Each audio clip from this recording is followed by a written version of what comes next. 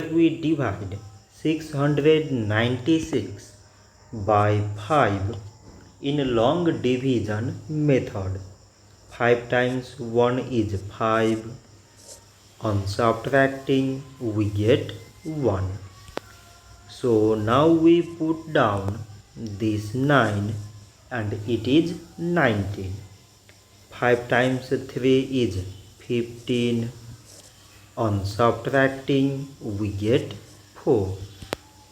So again we put down this 6 and it is 46. 5 times 9 is 45. On subtracting we get 1.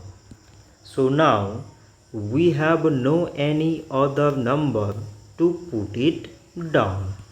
So we take here decimal so that we put 0.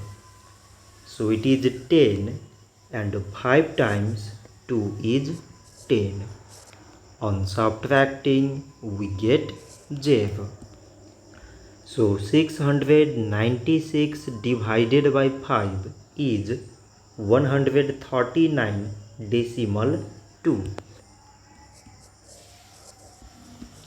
So this much for today and thanks for watching.